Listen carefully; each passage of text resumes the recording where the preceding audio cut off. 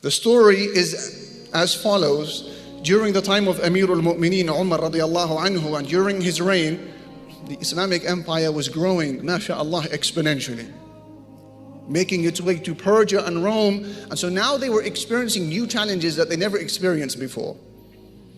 One of these challenges was that the Muslims were now receiving huge amount of legal documents and communications from all around the world, but were not dated properly.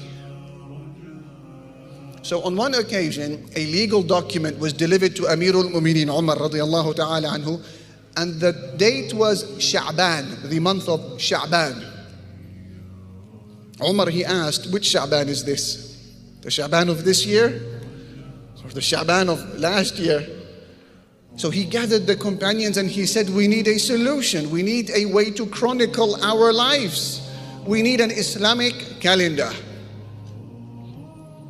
What do you suggest? What will be our year number one? When does it start? Some of the companions, they said, perhaps we can adopt the calendar of the Persians. Some said, perhaps we can adopt the calendar of the Romans. Some said, year number one could be the day in which the Prophet ﷺ was born, his birthday. Some said, year number one could be the day in which he received Iqra, read, his first bit of revelation.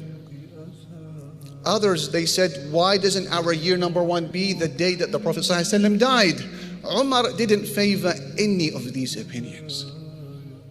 Roman and Persian calendar, we cannot be on the back foot religiously or morally. And the other dates, they're not certain. We don't know them for sure. So Umar now, he gave his verdict and he said, Al-Hijratu farraqat bayna al-haqqi wal-batili fa'arrikhu biha. He said the migration from Mecca to Medina separated between truth and falsehood. This was the most significant event in the seerah, arguably. He said, so let us base our Islamic calendar on the day that the Prophet ﷺ migrated, or the year that he migrated. So the companions agreed. And it was a huge event, moving to Medina. It was the first time that the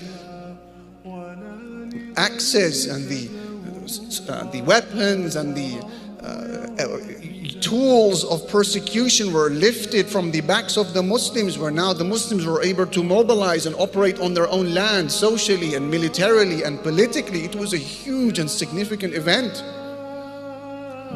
So year number one in the Islamic calendar became the year in which the Prophet ﷺ migrated from Mecca to Medina. And that's why we call it the Hijri calendar, the Hijri